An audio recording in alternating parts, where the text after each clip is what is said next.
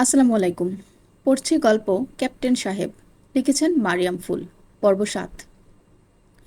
মেহেরের গা গুলি উঠল। প্রচণ্ড বমি পেল তখন।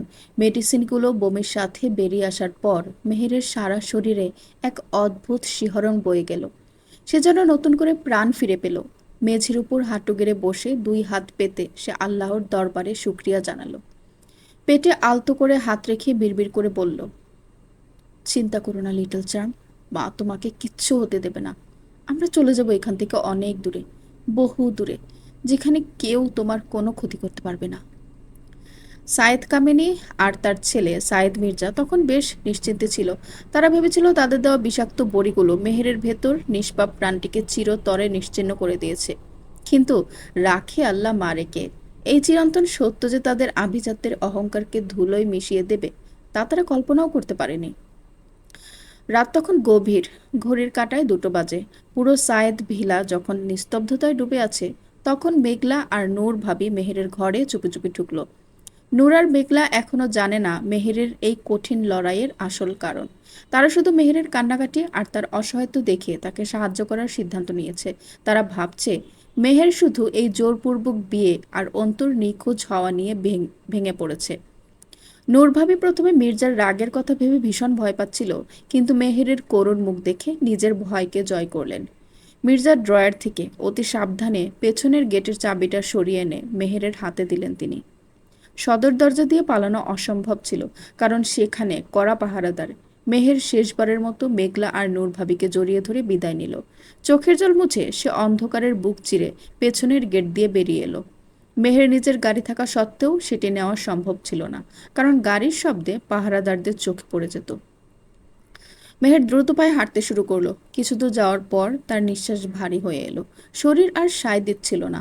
পথের ধারের একটা বিশাল গাছের পাশে দাঁড়িয়ে সে হাঁপাতে লাগলো। ঠিক সেই মুহূর্তেই তার কাঁধের উপর কারো হাতের স্পর্শ অনুভব করলো। আতঙ্কে মেহেরের হৃৎপিণ্ড যেন থেমে যাওয়ার উপক্রম হলো। সে ভয়ে ভয়ে পেছন ফিরে তাকালো। চাঁদের আবছা আলোয় সামনে দাঁড়িয়ে থাকা মানুষটিকে দেখে মেহেরের মুখ দিয়ে অস্ফুট স্বরে বেরিয়ে এলো, ভাই, ভাইয়া। মেহেরের সামনে দাঁড়িয়ে আছে সায়েদ মির্জা। তার চোখ মুখ ভাবলেশহীন, কিন্তু চাহনিতে সেই পরিচিত নিষ্ঠুরতা। মেহেরের পায়ের তলা থেকে যেন মাটি সরে গেল। মির্জা কোনো কথা বলল না। তার চোয়াল শক্ত, দৃষ্টিতে এক পৈশাচিক স্থিরতা। মেহেরের চুলের মুঠি শক্ত করে ধরে সে হিড়হিড় করে টেনে গাড়ির দিকে নিয়ে চলল। মেহেরের পা পাথুরে মাটিতে ঘষা খেয়ে ছাল উঠে যাচ্ছে, কিন্তু সে যন্ত্রণার চেয়েও বড় এক অজানা আশঙ্কায় কুঁকড়ে যাচ্ছিল। সে আর্তনাদ করে উঠল, ভাইয়া, তুমি আমায় এভাবে মারছো কেন? মির্জা নির্বিকার। এক ঝটকায় মেহেরকে গাড়ির পেছনের সিটে ছুঁড়ে ফেলে সে তীব্র গতিতে গাড়ি ছোটালো। শহর ছাড়িয়ে নিঝুম অন্ধকারের বুক চিরে গাড়িটা এসে থামলো এক জরাজীর্ণ পরিত্যক্ত গুদামের সামনে। লোনাধরা দেয়াল আর ভ্যাপসা গন্ধে দম আটকে আসছিল মেহেরের। মির্জা তাকে একরকম চ্যাংদোলা করে ভেতরে নিয়ে ছুঁড়ে ফেলল। গুদামের এক কোণে তাকাতেই মেহেরের হৃৎপিণ্ড যেন এক মুহূর্তের জন্য থমকে গেল। আবছা আলোয় সে দেখল ধুলোবালি আর রক্তের জমাট বাঁধা স্তূপের উপর হাত পা বাঁধা অবস্থায় কেউ একজন পড়ে আছে। মেহের পাগলের মতো হামাগুড়ি দিয়ে কাছে গেল। সামনে পড়ে থাকা মানুষটির বিধ্বস্ত চেহারা দেখে মেহেরের বুক চিরে এক অমানসিক চিৎকার বেরিয়ে এলো। এ অন্য কেউ নয়, এ হলো তার অন্তু, যার বিরহে সে গত কয়েকটি দিন তিলে তিলে মরেছে। অন্তু সারা শরীর ক্ষতবিক্ষত, গায়ের শার্টটা রক্ত আর ময়লায় কালচে হয়ে গেছে। মেহের থরথর করে কাপা হাতে অন্তুর বিবর্ণ মুখটা তুলে ধরল। অন্তু, অন্তু, থাকাও আমার দিকে, আমি এসেছি। মেহের পাগলের মতো অন্তর বাঁধন খোলার চেষ্টা করতে লাগলো। অন্ত অতি কষ্টে একবার চোখ মেলল। তার ঠোঁটের কোণে শুকিয়ে যাওয়া রক্তের দাগ। সে অস্ফুট স্বরে বিড়বিড় করল, মেহের, পালাও, তুমি এখান থেকে পালাও, ওরা তোমাকে শেষ করে দেবে। মেহের ঘুরে দাঁড়িয়ে মির্জার পা জড়িয়ে ধরল। কান্নায় ভেঙে পড়ে বলল, ভাইয়া, তুমি এত নিষ্ঠুর কি করে হলে? তুমি আমার আপন ভাই হয়ে আমার স্বামীকে এভাবে কতদিন ধরে আটকে রেখে তিলে তিলে মারছিলে। ভাইয়া, ওকে ছেড়ে দাও না, তুমি দয়া করে ছেড়ে দাও। আমি ওকে নিয়ে অনেক দূরে চলে যাব। ও ভাইয়া, দয়া করে ওকে ছেড়ে দাও। মেহেরের কান্নার গতি তীব্র হচ্ছিল। মির্জা এক ঝটকায় মেহেরকে সরিয়ে দিল। তার চোখে কোনো অনুশোচনা নেই, আছে শুধু আভিজাত্যের অন্ধদম্ভ। সে পাশ থেকে একটা ভারী লোহার রড নিয়ে সজোরে অন্তুর মাথায় আঘাত করলো। মেহেরের চোখের সামনে অন্তুর কপাল চিরে টাটকা রক্তের ধারা নেমে এলো।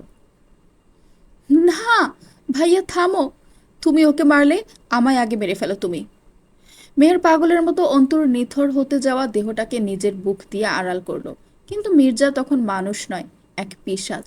সে কোমর থেকে একটা ধারালো শিকারি চাকু বের করলো। মেহেরের চোখের দিকে তাকিয়ে মির্জা শীতল কণ্ঠে বলল, সাইয়েদ বংশের মেয়ের কোনো ভুল থাকতে নেই মেহের, আর কলঙ্ক মুছে ফেলার এটাই একমাত্র পথ। কথাটা বলেই মির্জা মেহেরকে এক ধাক্কায় সরিয়ে দিল। মেহেরের চোখের সামনেই সেই ধারালো চাকুটা অন্তুর পেটে আমূল বসিয়ে দিল সে। একবার, দুবার, বারবার। ঠিক সেই মুহূর্তে আকাশ চিরে এক ভয়াবহ বজ্রপাত হলো। প্রকৃতিও যেন এই নিষ্ঠুরতা সইতে পারল না। শুরু হলো মুষলধারে বৃষ্টি। গুদামের ফাটা চাল দিয়ে বৃষ্টির জল আছড়ে পড়তে লাগলো মেঝের ওপর। অন্তর শরীর থেকে বের হওয়া রক্ত বৃষ্টির জলের সাথে মিশে এক লাল নদের সৃষ্টি করলো। মেহের পাগলের মতো অন্তুর উপর ঝাঁপিয়ে পড়ল। তার দু হাত দিয়ে অন্তুর পেট থেকে ফিনকি দিয়ে বের হওয়া রক্ত চেপে ধরার চেষ্টা করলো সে। তার সাদা ওড়না মুহূর্তেই লাল হয়ে গেল। অন্তু, ওঠো। তুমি না বলেছিলে আমাদের বাচ্চার নাম রাখবে? তুমি না বলেছিলে আমরা একটা ছোট্ট ঘর বাঁধবো? ওঠো না অন্তু, কথা বলো আমার সাথে। মেহের বৃষ্টির জল আর রক্তে মাখামাখি হয়ে অন্তুর নিথর মাথাটা নিজের কোলে তুলে নিল। অন্তুর চোখের মনি তখন স্থির হয়ে গেছে আকাশের দিকে। তার শেষ নিঃশ্বাসটুকু মেহেরের হাতের উপর এক বুক হাহাকার রেখে মিলিয়ে গেল। মেহেরের গগন বিদারী চিৎকার বৃষ্টির শব্দের নিচে চাপা পড়ে গেল। সে অন্তুর রক্তাক্ত মুখে বারবার চুমু খাচ্ছিল আর ডুকরে ডুকরে কাঁদছিল। তার নিজের ভাই তার চোখের সামনেই তার সবটুকু জগৎকে চিরে ফালি ফালি করে দিল। মেহেরের সে আর্তনাদ শুনলে আজ খোদ বিধাতারও আরশ হয়তো কেঁপে উঠত। কিন্তু মির্জা নিষ্প্রিয় ভঙ্গিতে চাকর রক্ত মুছে অন্ধকারের দিকে পা বাড়ালো। মেহেরের জন্য শুধু অবশিষ্ট রইল বৃষ্টির পৈশাচিক গর্জন আর প্রিয়তমের নিথর দেহ। পর্ব ৮। গুদামের সেই রক্তে ভেজা মেঝে থেকে মির্জা মেহেরকে অমানবিক নিস্তব্ধতায় পাজাকোলা করে গাড়িতে তুলল। মেহের বাধা দিল না। তার সেই শক্তিটুকু আর অবশিষ্ট নেই। তার শ্বেত শুভ্র ওড়না তখন অন্তুর বুকের তাজা রক্তে রাঙানো। সাইদ ভিলার ফটক যখন খুলল তখন রাত শেষের পথে। মেহের যখন সেই বিধ্বস্ত অবস্থায় ড্রয়িং রুমে এসে দাঁড়ালো, উপস্থিত সবার বুকের ভেতরটা এক অজানা আতঙ্কে কেঁপে উঠল। মির্জা ড্রয়িং রুমের মাঝখানে এসে গগন বিদারী অট্টহাসি দিল। সে নূর আর মেঘলাকে টানতে টানতে সবার সামনে আনলো। মির্জার চোখে তখনও খুনের নেশা। সে কামিনীর দিকে তাকিয়ে গর্জে উঠল, দেখে নাও আম্মা, তোমার সোনার মেয়েকে এই হারামিগুলো পালতে সাহায্য করেছে। মির্জা নূরের দিকে এগিয়ে গিয়ে তার গলার ওড়নাটা টেনে ধরল। নূর তখন 6 মাসের অন্তঃসত্ত্বা। ভয়ে তার ফ্যাকাশে মুখটা নীল হয়ে গেছে। মির্জা কোনো দয়া দেখালো না। সবার সামনে ঘোষণা করল, এই বিশ্বাসঘাতক মেয়েকে আমি আজই তালাক দেব। যে আমার কথা শোনে না, আমার রক্তকে তার পেটে বয়ে বেড়ানোর কোনো অধিকার নেই ওর। এরপর মির্জা মেঘলার দিকে ফিরে সজোরে এক চর বসিয়ে দিল। চরের তীব্রতায় মেঘলা মেঝেতে ছিটকে পড়ল। মির্জা হিস হিস করে বলল, আর এই আপদটাকে কালকের সূর্য ওঠার আগেই অন্ধকার কুঠুরিতে বন্দি করা হবে। আমৃত্যু জেল খাটবে ও এখানে। মেহের এতক্ষণ পাথরের মূর্তির মতো দাঁড়িয়েছিল, কিন্তু নূর ভাবির সেই অসহায় মুখ দেখলে তাকিয়ে রইল। যার বাবা মা কেউ নেই, এতিম এক মেয়ে যাকে কোনো এক সময় ভালোবেসে মির্জা বিয়ে করেছিল। আজ সেই মির্জা নির্দয় হয়ে তাকে বারবার আঘাত করছে। আর মেঘলার উপর এই পৈশাচিক নির্যাতন দেখে মেহেরের ভেতরটা দুমড়ে মুচড়ে গেল। সে বুঝতে পারল মির্জা খুব সূক্ষ্মভাবে তার সবচেয়ে বড় দুর্বলতাকে লক্ষ্য বানিয়েছে। মেহের নিজের জন্য মৃত্যুকে আলিঙ্গন করতে পারে, কিন্তু তার ভালোবাসার জন্য অন্য নিরপরাধ মানুষ ধ্বংস হয়ে যাবে, এই পাপ সে বইতে পারবে না। মেহের আর্তনাদ করে উঠল, থামো ভাইয়া, তুমি থামো। তুমি যা চেয়েছিলে তাই হবে। আমি আমি এই বিয়েতে রাজি। তুমি ছেড়ে দাও ওদের। মির্জার ঠোঁটে এক পৈশাচিক জয়ের হাসি ফুটে উঠল। সে জানত মেহেরকে বাগে আনার এটাই একমাত্র ব্রহ্মাস্ত্র। চৌধুরী পরিবারের রাজনৈতিক প্রভাব আর ব্যবসার দাপট সাইদ পরিবারের জন্য এক বিশাল সিঁড়ি। সেই সিঁড়ি বেয়ে উঠতে আজ মেহেরকে কোরবানির পশু হতে হচ্ছে। মেহের তার বাবা মা আর ভাইয়ের দিকে তাকালো। তার চোখে তখন কোনো অশ্রু নেই, আছে শুধু এক সমুদ্র হিমশীতল ঘৃণা। সে মনে মনে বলে উঠল, আজ থেকে এই সম্পর্কের সুতোগুলো আমি নিজের হাতে ছিঁড়ে ফেললাম। তোমরা আমার জন্মদাতা হতে পারো, কিন্তু আমার আপন কেউ নাও। তোমরা সবাই আমার কাছে আজ থেকে মৃত। মেহের নিজের অনাগত সন্তানের নিরাপত্তার কথা ভেবে নিজেকে শান্ত করল। এই সায়েদ ভিলার নরক কুণ্ডে থাকলে মির্জা যে কোনো সময় তার বাচ্চার ক্ষতি করতে পারে। তার চেয়ে চৌধুরী পরিবারের অন্তর্মহলে নিজেকে লুকিয়ে ফেলা অনেক বেশি নিরাপদ। সে জানে না কার সাথে তার বিয়ে হচ্ছে। গত কয়েকদিনের ধ্বংসলীলায় সে নিউজ বা মিডিয়া দেখার কোনো সুযোগ পায়নি। বিমানে মাস্ক পরা সেই উদ্ধত রুদ্রই যে তার হবু স্বামী, তা মেহেরের কল্পনারও অতীত। মেহের শান্ত গলায় কামিনীর দিকে তাকিয়ে বলল, যার সাথে আমার বিয়ে হবে তার সাথে অন্তত একটা বার কথা বলতে চাই আমি। কথাটা বলেই সে চুপ হয়ে যায়। তার চোখে কোনো অবাধ্যতা ছিল না, ছিল শুধু একটুখানি নিশ্চয়তা খোঁজার চেষ্টা। কারণ মেহের কখনোই বিশ্বাসঘাতকতা করতে চায় না, না নিজের সাথে না অন্য কারো সাথে। কিন্তু ঘরের বাতাস হঠাৎ ভারী হয়ে উঠল। মির্জা কপাল কুঁচকে তাকালেন আর কামিনী প্রায় সঙ্গে সঙ্গেই বলে উঠলেন, তা সম্ভব না মেহের। তার গলায় ছিল কঠোরতা, সাথে অদ্ভুত এক অস্থিরতা। সে এখন দেশের বাইরে, আর তাছাড়া একটু থেমে আবার বললেন, সে নিজেও দেখা করতে চায় না। বিয়েতে রাজি হয়েছে, আমাদের জন্য এটুকুই যথেষ্ট। মেহের মাথা নিচু করলো। মেহেরকে বন্দি করা হলো তার নিজেরই ঘরে। শব্দগুলো খুব সহজ ছিল, কিন্তু তার ভেতরে কোথাও যেন একটা নীরব ভাঙন ছড়িয়ে পড়ল। নীরব ভাঙনটা এবার আর ভেতরে সীমাবদ্ধ থাকলো না, চারিদিকে ছড়িয়ে পড়ল। মেহের দেয়ালে হেলান দিয়ে বসে পড়ল। বুকের ভেতরটা ধুকপুক করছিল অদ্ভুতভাবে, যেন প্রতিটা শ্বাসে জমে আছে হাজারটা না বলা সত্যি। হঠাৎ করেই সে চিৎকার করে উঠল, অন্তু! কই তুমি অন্তু? এভাবে চলে যাওয়ার কথা ছিল না তো। কষ্ট দিয়ে এভাবে চলে গেলে আমাকে একা রেখে। তার গলা কেঁপে উঠল। তুমি জানতেই পারলে না আমাদের জীবনে নতুন এক অতিথি আসছে। আচ্ছা অন্তু, বলো তো, আমি কি উত্তর দেব যেদিন ওই বাচ্চাটা জিজ্ঞেস করবে বাবা কোথায়? আমি কি বলবো তখন? আমাদের তো একটা ছোট্ট সংসার হওয়ার কথা ছিল। তবু কেন, কেন তুমি চলে গেলে? তুমি ছেড়ে গেছো অন্তু, তুমিও ছেড়ে গেছো। আমি তোমাকে ক্ষমা করব না। আমাকে উত্তর দিতেই হবে তোমাকে। এভাবে আমাকে ছেড়ে তুমি পৃথিবী থেকে চলে গেছো অন্তু। কেন গেলে? কি দোষ ছিল আমার? পর্ব ৯। বিয়ের আসর সাজানো হয়েছিল অত্যন্ত সাধারণভাবে, যেন কোনো উৎসব নয়, বরং একটি গুমোট শেষকৃত্য সম্পন্ন হচ্ছে। সায়েদ ভিলার ড্রয়িং রুমের সেই রাজকীয় ঝাড়বাতিগুলো আজ যেন মেহেরকে উপহাস করছিল। রুদ্র তার ফ্লাইটের শিডিউল বজায় রেখে ঠিক 4 দিন পরেই ফিরে এসেছে। রুদ্রের দেওয়া সেই 10 দিনের সময়সীমার আজই শেষ দিন ছিল। রুদ্রের মধ্যে কোনো উত্তেজনা ছিল না, ছিল না কোনো নতুন বরের উচ্ছ্বাস। সে তার নেভি ব্লু রঙের শেরওয়ানি আর গম্ভীর ব্যক্তিত্ব নিয়ে সোফায় বসেছিল। তার চোখে মুখে ছিল এক অদ্ভুত নির্লিপ্ততা, যেন সে কোনো বিয়ের পীড়িত নয়, বরং কোনো ব্যবসায়িক চুক্তিতে সই করতে এসেছে। তার হাতের ঘড়িটি যেন টিকটিক শব্দে মেহেরের ধ্বংসের ক্ষণ গুনছিল। মেহেরকে যখন কোণে সাজিয়ে আসরে আনা হলো, তার পরনে ছিল টকটকে লাল বেনারসি, কিন্তু সেই লালের নিচে ঢাকা পড়ে গিয়েছিল তার ফ্যাকাশে হয়ে যাওয়া প্রাণহীন মুখটা। তার ওড়নাটা টেনে দেওয়া হয়েছিল একদম মুখ পর্যন্ত, যেন বাইরের কোনো আলো বা কারো দৃষ্টি তার ভেতর লুকিয়ে থাকা অন্ধকারকে স্পর্শ করতে না পারে। মেহেরের পায়ের নুপুরগুলো আজ কোনো ছন্দ তুলছিল না, বরং মনে হচ্ছিল লোহার শিকল। সে মাথা নিচু করে বসেছিল, তার দুহাত থরথর করে কাঁপছিল। মনে হচ্ছিল এই বেনারসি নয়, সে আসলে নিজের কাফনে আছে। মেহেরের হাতের মেহেদিগুলো তার কাছে মনে হচ্ছিল জমাট বাঁধা শুকনো রক্ত। কাজী সাহেব যখন গম্ভীর গলায় প্রশ্ন করলেন, রুদ্র এক মুহূর্ত দেরি না করে অত্যন্ত স্থির গলায় বলল, কবুল। তার কণ্ঠে কোনো দ্বিধা ছিল না, কিন্তু কোনো মমতাও ছিল না।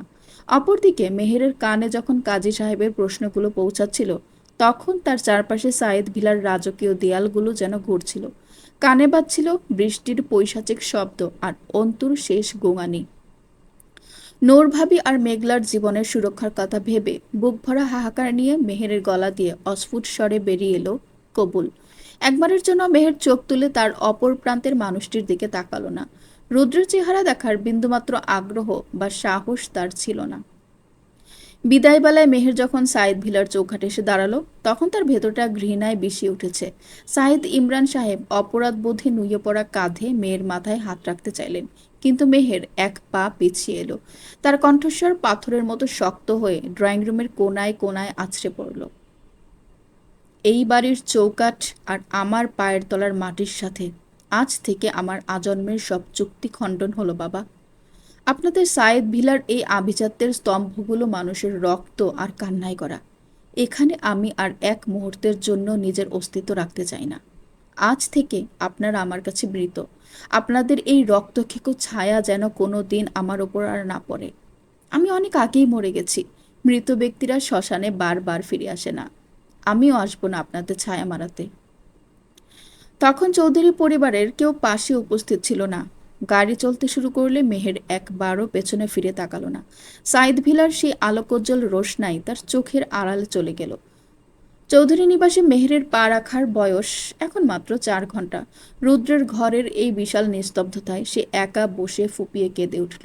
বিড়বিড় করে বলতে লাগলো সে, নিয়তি এক একজনকে এক একটা উপহার দিল। কাউকে ঘর, কাউকে পরম প্রাপ্তির মানুষ। আর আমার কপালে জুটল শুধু তোমাকে ভালোবাসার চরম বিপর্যয়। আজ আমি এক অভিশপ্ত জীবনের বোঝা বয়ে বেড়াচ্ছি, যেখানে নামের পাশে লেগে আছে কেবলই অপবাদের কালি। অথচ এই ধ্বংসের বিনিময়ে যদি তোমাকে একটুখানি পেতাম, তাহলে হয়তো আমার কোনো ক্ষোভ থাকতো না। তোমাকে ভালোবাসার ফলেই শুধু ধ্বংসটাই হলো। আজ আমি শুধু কলঙ্কের দাগ পেলাম, একটা অভিশপ্ত জীবন পেলাম, শুধু পেলাম না তোমাকে। ঠিক সেই মুহূর্তেই ঘরের ভারী সেগুন কাঠের দরজাটা ক্যাচ ক্যাচ শব্দে খুলে গেল। মেহের ভয়ে আড়ষ্ট হয়ে ওড়নার নিচে নিজের আঙ্গুলগুলো নখ দিয়ে খাপলে ধরল। ভারী বুটের শব্দ মেঝের কার্পেটে শোষিত হয়ে ধীরলয়ে এগিয়ে এসে ঠিক মেহেরের সামনে থামল। চৌধুরী নিবাসের বৈদ্যুতিক লাইনটা আদিল আর রুদ্রর বন্ধুরা মিলে ঠিক বাসর রাতের মহেন্দ্রক্ষণেই গায়েব করে দিল। পুরো ঘরটা এখন গুটগুটে অন্ধকার। শুধু কোনায় রাখা একটি মোমবাতি কাঁপতে কাঁপতে নিজের অস্তিত্ব জানান দিচ্ছে। আয়নার সামনে দাঁড়িয়ে থাকা মেহেরের তখন ত্রাহি মধুসূদন অবস্থা। তার টানা ওড়নাটা যেন গলায় ফাঁস হয়ে তাকে শ্বাসরোধ করতে চাইছে। দরজা খোলার মৃদু শব্দে মেহের চমকে উঠল। ভেতরে কেউ প্রবেশ করতেই মেহের আর নিজেকে সামলাতে পারল না। এক বুক হাহাকার নিয়ে অন্ধকারেই চিৎকার করে উঠল, এই বিয়ে আমি মানি না, মানি না আমি এই বিয়ে। আপনাকে ভালোবাসা তো দূরের কথা, স্বামী হিসেবেও আমি আপনাকে ভাবতে পারি না। পাশে সাজিয়ে রাখা ডজনখানেক রজনীগন্ধার তোড়াটা এক ঝটকায় টেনে ছিঁড়ে ফেলল সে। পাপড়িগুলো মেঝের কার্পেটে লুটোপুটি খাচ্ছে। মেহের মেঝেতে ধপাস করে বসে পড়ে ডুকরে কেঁদে উঠল। তার কান্নার তোড়ে ঘর কাঁপিয়ে ঘোষণা করল, আমি বিবাহিত, আমি প্রেগন্যান্ট ক্যাপ্টেন সাহেব, আমি মা হতে চলেছি। পর্ব 10। অন্ধকারে দাঁড়িয়ে থাকা রুদ্রর কানে এই ব্রেকিং নিউজ পৌঁছাতেই সে পকেট থেকে লাইটার বের করে একটা সিগারেট ধরালো। আগুনের শিখায় তার ধারালো চোয়াল আর ঠোঁটের কোণের বাঁকা হাসিটা ক্ষণিকের জন্য স্পষ্ট হলো। দৃশ্যটা তার কাছে বেশ সিনেম্যাটিক মনে হচ্ছে। সে আসলে বিয়েটা করেছে জীবনের একঘেয়েমি কাটাতে, একটা নতুন অ্যাডভেঞ্চারের খোঁজে। কিন্তু প্রথম রাতেই যে এমন টুইস্ট পাবে সেটা ভাবেনি। হঠাৎ সিলেটের আকাশ ভেঙে শুরু হলো মুষলধারে বৃষ্টি। খোলা জানালা দিয়ে আসা ঝড়ো বাতাসে মেহেরের মাথার পাতলা ওড়নাটা খসে পড়ল। রুদ্র তাকে এক পলক দেখেই চিনে ফেলল, বিমানের সেই মেয়েটা। কিন্তু মেহেরের কাছে রুদ্র এখনও সেই শত্রু, যে শুধু কাগজের এক সইয়ের জোরে তাকে দখল করতে এসেছে। রুদ্র ধীর পায়ে মেহেরের সামনে এসে সিগারেটের ধোঁয়া ছেড়ে তাচ্ছিল্যের সুরে বলল, ওয়াও, ইন্ডিয়ান টিভি সিরিয়ালকে তো হার মানিয়ে দিলে সুইটহার্ট। বাসর রাতেই ঘোষণা করছো তুমি বিবাহিত, তার উপর আবার প্রেগনেন্ট।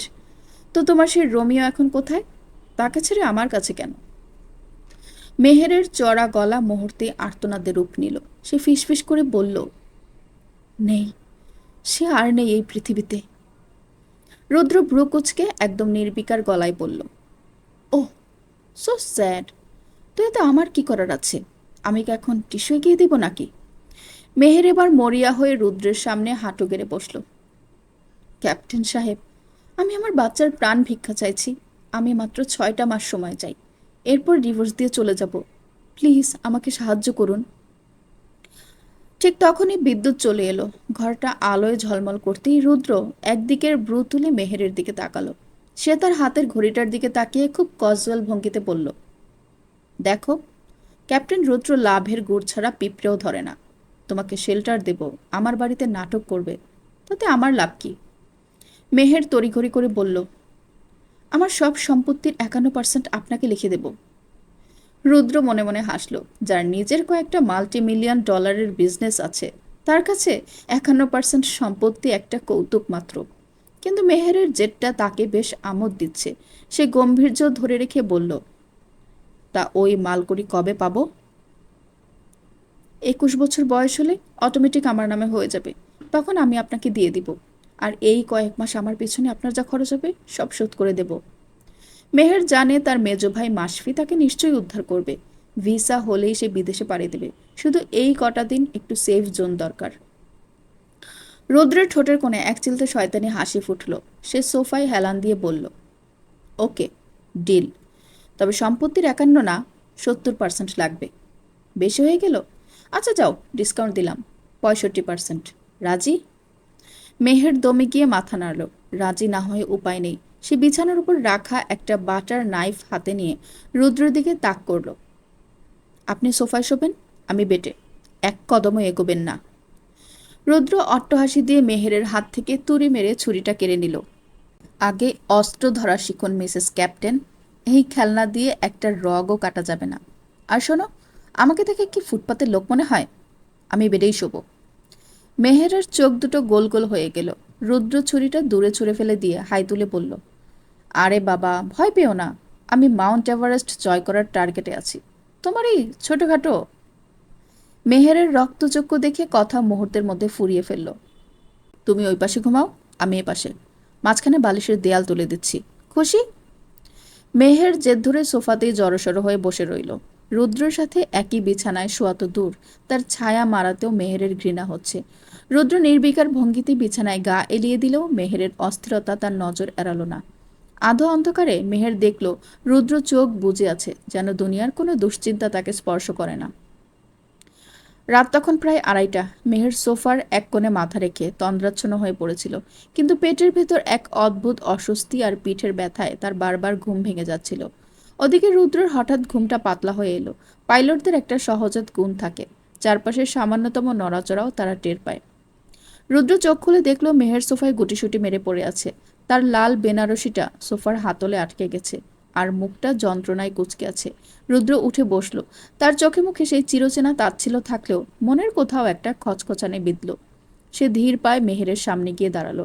মেহেরের ফ্যাকাশে মুখ আর চোখের নিচে জমে থাকা শুকনো জলের দাগ দেখে রুদ্রের মনে হলো, এই মেয়েটা আসলে এক অদ্ভুত জেদি, এই অ্যারোফোবিয়া গার্ড। সে নিচু হয়ে মেহেরের কাঁধে হাত রাখল। মেহের চমকে চোখ মেলল। সামনে রুদ্রকে দেখে সোফায় আরও সেটে গেল। কাপা গলায় বলল, খবরদার, আমি বলেছি না আমি এখানেই শোবো। রুদ্র একদিকের ভ্রু কুঁচকে একটা শীতল হাসি দিল। শোনেন মিসেস জেদি মহিলা, আমার সোফাটা বেশ দামি। তোমার এই কান্নাকাটি আর ছটফটানিতে সোফার স্প্রিং নষ্ট করার কোনো ইচ্ছা আমার নেই। আর প্রেগনেন্ট অবস্থায় এভাবে বাঁকা হয়ে শুলে তোমার বাচ্চার হাড়গোড় তো আরও বাঁকা হয়ে যেতে পারে। তখন তো আমার 65% সম্পত্তি উদ্ধার করা মুশকিল হয়ে যাবে, তাই না? মেহের রাগে গজগজ করে উঠল। আপনার ওই সম্পত্তির চিন্তা ছাড়া আর কোনো চিন্তা নেই? আমি এখানেই ঠিক আছি। রুদ্র এবার মেহেরের হাতটা শক্ত করে ধরল। তার স্পর্শে এক অদ্ভুত জোর ছিল, কিন্তু কোনো রুক্ষতা ছিল না। সে মেহেরকে প্রায় টেনে দাঁড় করিয়ে দিল। যাও, বিছানায় গিয়ে শো, আমি সোফাতেই ঘুমাবো। আমার ট্রেনিং পিরিয়ডে আমি এর চেয়েও বাজে জায়গায় রাত কাটিয়েছি। তোমার মতো সফটের জন্য সোফা নয়। মেয়ের অবাক হয়ে রুদ্রের দিকে তাকিয়ে রইল। এই লোকটা কি তাকে পরোয়া করছে, নাকি এটা তার নতুন কোনো চাল? রুদ্র তাকে একরকম ঠেলে বিছানার দিকে পাঠিয়ে দিয়ে নিজেই সোফায় গিয়ে গা এলিয়ে দিল। মেহের বিছানায় গিয়ে বসলো, কিন্তু তার চোখ রুদ্রের ওপর আটকে রইল। রুদ্র হাত দিয়ে মেহেরকে ইশারা করল শুয়ে পড়ার জন্য। তারপর চোখ বুজে নিস্পৃহ গলায় বলল, বেশি ভেবো না, কাল সকাল থেকে কিন্তু অনেক বড় অভিনয় করতে হবে। পারফেক্ট কাপল সাজতে হবে সবার সামনে। এনার্জি বাঁচিয়ে রাখো সুইটহার্ট। মেহের বালিশে মাথা রাখল। বাইরে বৃষ্টির শব্দ তখনও থামেনি। মেহের ভাবল, এই মানুষটা আসলে কি? এক মুহূর্তে সে সম্পত্তির ভাগ চায়, অন্য মুহূর্তে সে নিজের আরাম ত্যাগ করে সোফায় শোয়। ক্যাপ্টেন রুদ্র আসলেই এক রহস্যময় ধ্রুবতারা, যার কক্ষপথ বোঝা মেহেরের সাধ্যের বাইরে। পর্ব 11। সকালের মায়াবী রোদটা জানালার ভারী পর্দা ভেদ করে মেহেরের মুখে এসে পড়ল। মেহের চোখ মেলতেই দেখল সে বিছানায়, আর রুদ্র সেই সরু সোফাটায় অঘরে ঘুমাচ্ছে। দীর্ঘদেহী হওয়ার কারণে বেচারা সোফায় ঠিকঠাক আটছে না, এক পা সোফার বাইরে ঝুলে আছে। হঠাৎ ঘুমের ঘোরে রুদ্র ওপাশ ফিরতেই শরীরটা সোফা থেকে প্রায় পড়ে যাচ্ছিল।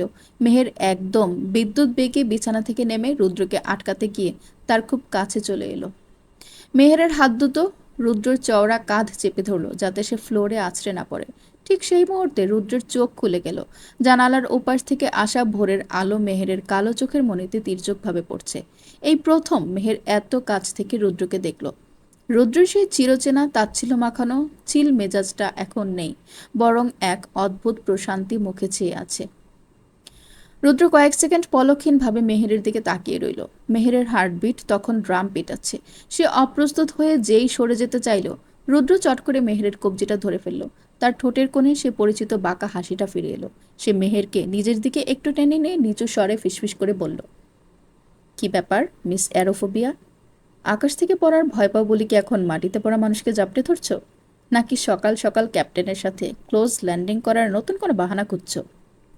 মেহের ঝটকা দিয়ে নিজের হাত ছাড়িয়ে নিয়ে দূরে সরে দাঁড়ালো। মেহেরের বুক ধরফর করছে, কিন্তু সে নিজেকে সামলে নিয়ে গম্ভীর গলায় বলল, আপনি পড়ে যাচ্ছিলেন, তাই আমি জাস্ট সাহায্য করতে চেয়েছিলাম, তাছাড়া কিছু না।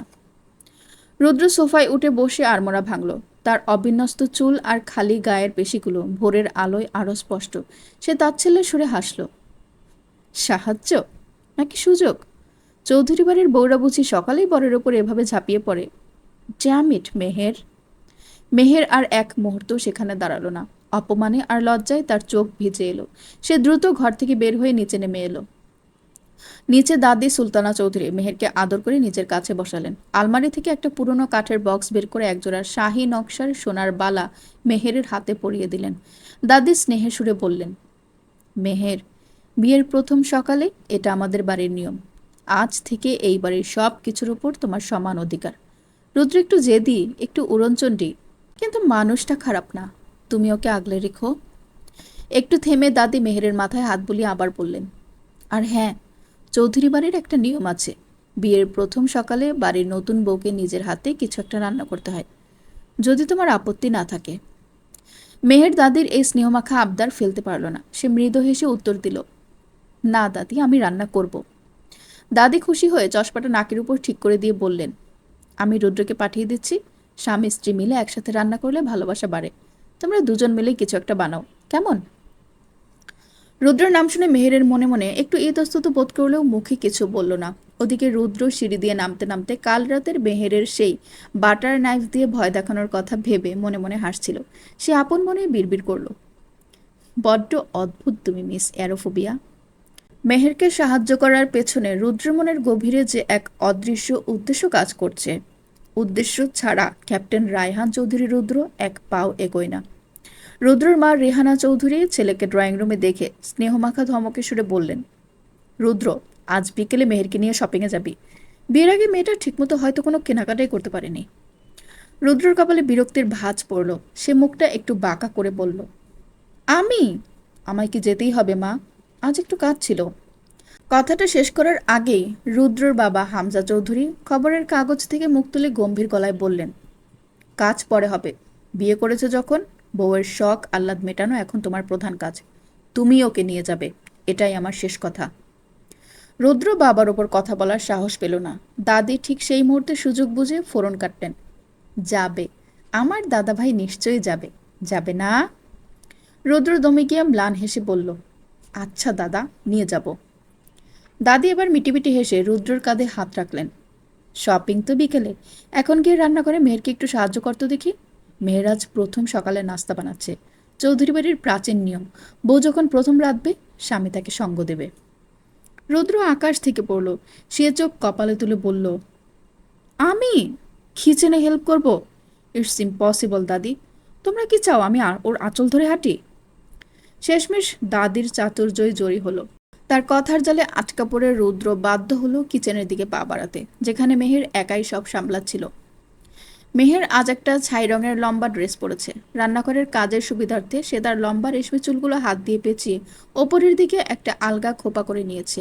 ওড়নাটা কাজের জন্য পাশে একটা চেয়ারে রাখা। কপালে দু এক গাজি অবাধ্য চুল ঘামের বিন্দুতে লেপ্টে আছে।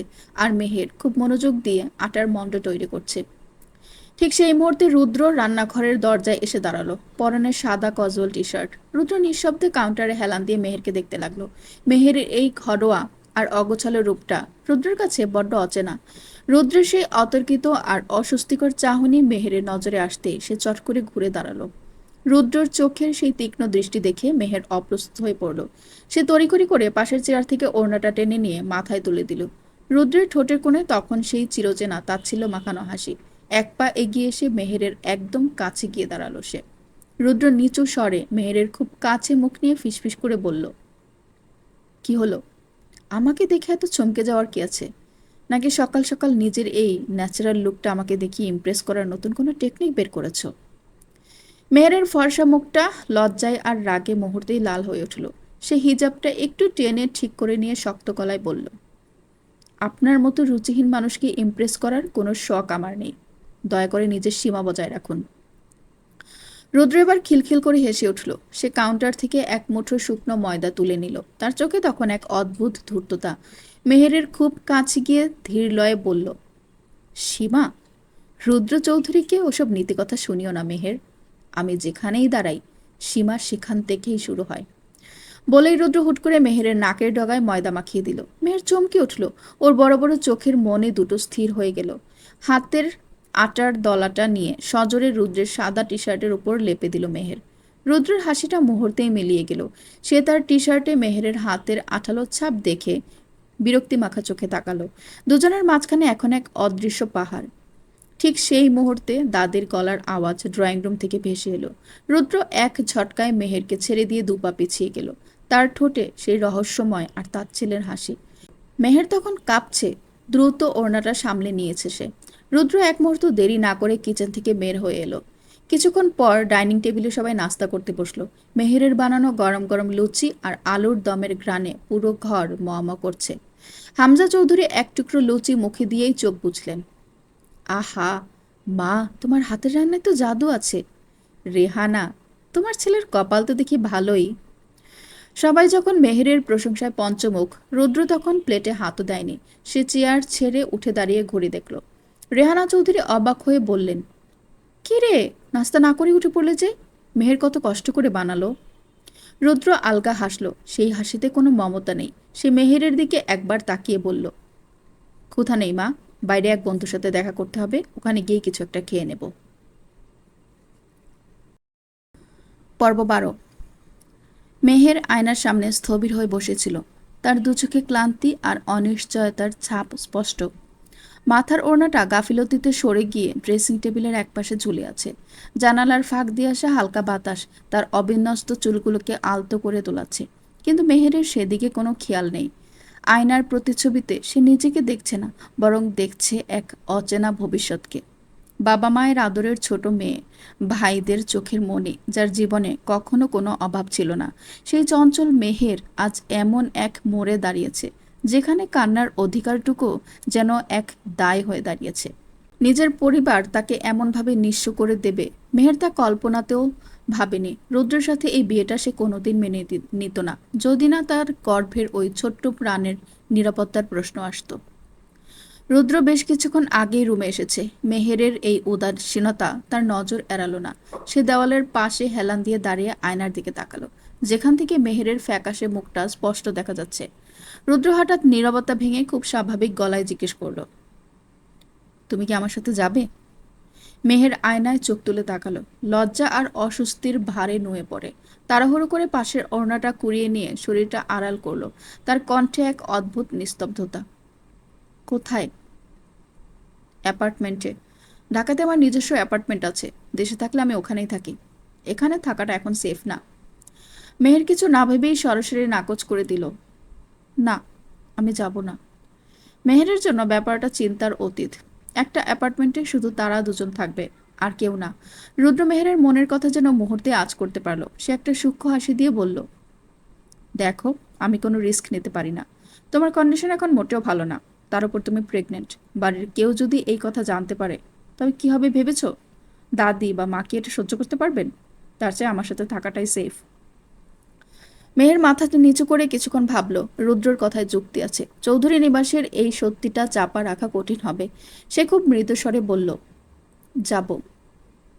কিন্তু বাড়ির বড়রা, বিশেষ করে রুদ্রের দাদি আর তার বাবা মা কিছুতেই এই অল্প দিনে তাদের ছাড়তে চাইলেন না। বিয়ের মাত্র 2 দিন হয়েছে। এখনই নতুন বউ নিয়ে আলাদা থাকাটা সুলতানা চৌধুরী মানতে পারছিলেন না। রেহানা চৌধুরীও মেহেরের এই ফ্যাকাশে মুখ দেখে চিন্তিত ছিলেন। কিন্তু রুদ্রের বাবা হামজা চৌধুরী সম্ভবত ছেলের উপর একটি বেশি ভরসা করলেন এইবার। তিনি বললেন, যাক না, মেহের ওর সাথেই থাকুক। নতুন বিয়ে হয়েছে। রুদ্র যদি বউয়ের পরোয়া না করতো তবে আমি অবাক হতাম না। আমার মনে হয় ওদের নিজেদের সময় দেওয়া উচিত একে অপরকে। নিয়ে যাকো মেহেরকে। হয়তো একটু ঘুরলে মেহেরের মনটাও ভালো হবে। হঠাৎ করেই তো ওদের বিয়ে হলো, হয়তো মানিয়ে নিতে সমস্যা হচ্ছে। সিলেট থেকে ঢাকার ফ্লাইট ছিল রাত 8টায়। জ্যাম ঠেলে রুদ্র যখন অ্যাপার্টমেন্টের সামনে পৌঁছলো তখন রাত 11টা বেজে গেছে। মেহের ভেতরে ঢুকে ড্রয়িং রুমের চারিদিকে তাকাতেই তার মনটা বিষণ্ণ হয়ে গেল। পুরো অ্যাপার্টমেন্টে এক ডার্ক এস্থেটিক ভাইব। ফার্নিচার থেকে শুরু করে দেওয়ালের রং সবই হয় কালো, না হয় কফি কালার। মেহেরের মোটেও পছন্দ হলো না এই অন্ধকার আর গম্ভীর পরিবেশ। কিন্তু তার কাছে কোনো উপায়ও নেই। রুদ্র অনলাইন থেকে রাতের খাবার আনিয়ে নিজের মতো খাচ্ছিল। সে মেহেরের দিকে একবার তাকিয়ে খুব ক্যাজুয়াল ভঙ্গিতে চোখের ইশারায় বলল, হ্যাভ ইট। খিদে মেহেরেরও পাচ্ছিল। সারাদিনের ক্লান্তি আর টেনশনে পেটটা গুড়গুড় করছিল। সে নিঃশব্দে কিছুটা খেয়ে উঠে পড়ল। রুদ্র যখন পেছনের লাগেজগুলো লিভিং এরিয়াতে আনছিল, মেহের তখন তার সামনে এসে দাঁড়ালো। তার গলাটা শুকিয়ে আসছে, কিন্তু এসব বজ্র কণ্ঠে বলল, আমরা একই রুমে থাকবো না। This is not possible. Chowdhury বাড়িতে পরিস্থিতি অন্যরকম ছিল। অনেক মানুষ ছিল, কিন্তু এখানে এই অচেনা ফ্ল্যাটে সে ভয় পাচ্ছে। রুদ্র মেহেরের ভয় দেখে একটা তাচ্ছিলের হাসি হাসলো। সে লাগেজের হ্যান্ডেলটা ছেড়ে মেহেরের দিকে এক পা এগিয়ে এসে বলল, তোমার কি মনে হয় মেহের, তোমার সাথে এক রুমে থাকার জন্য আমি মরে যাচ্ছি? ট্রাস্ট মি, আমার চয়েস লিস্টে তুমি এখনো অনেক নিচে আছো। রুদ্র মেহেরকে একটু চিরিয়ে যেন এই কথাগুলো বলল। সে এক পা দুপা করে মেহেরের দিকে এগিয়ে আসতেই মেহেরের রূপ বদলে গেল। সে পার্শ্ববর্তী হ্যান্ডব্যাগ থেকে ঝট করে একটা পিস্তল বের করে রুদ্রের দিকে তাক করলো। তার হাত কাঁপছে না, চোখ দুটো পাথরের মতো শক্ত। মেহের আর সেই পরশু রাতের মেয়েটা নেই, যে বাটার নাইফ ধরতে ভয় পাচ্ছিল। মেহেরের চোখের নিখুঁত নিশানা আর এই আকস্মিক রূপ দেখে রুদ্রের মতো ক্যাপ্টেনও প্রথমবার থতমত খেয়ে গেল। সে হাত তুলে এক পা পিছিয়ে গিয়ে বলল, হে, ওয়েট ওয়েট সুইটহার্ট, শান্ত হও। আমি তোমাকে জাস্ট রুমের চাবি দিতে আসছি। আমি অ্যাপার্টমেন্টে অনেকদিন থাকবো না। পরশু আমার ইউএসের ফ্লাইট আছে। মেহের পিস্তলটা নামানো, তার কণ্ঠ পাথরের মতো শক্ত। Don't call me sweetheart. আমি আপনার সুইটহার্ট নই। রুদ্র বিড়বিড় করে হাসল। Yeah, you are right. You are my better heart. সে চাবিটা টেবিলের উপর রেখে নিজের রুমে চলে গেল। যাবার সময় আবার ইশারা করে মেহেরকে পাশের রুম দেখিয়ে দিল। রাতের নিস্তব্ধতায় দুজন আলাদা দুটি রুমে আশ্রয় নিল। রাত তখন 3টা। রুদ্রের জল পিপাসা পাওয়ায় সে ঘর থেকে বের হয়ে ড্রয়িং রুমে আসতেই থমকে গেল। মেহেরের ঘর থেকে এক করুণ কান্নার সুর ভেসে আসছে। সে দরজার কাছে গিয়ে দাঁড়ালো। মেহের তখন জায়নামাজে বসে আল্লাহর কাছে নিজের সবটুকু ব্যথা উজাড় করে দিচ্ছে।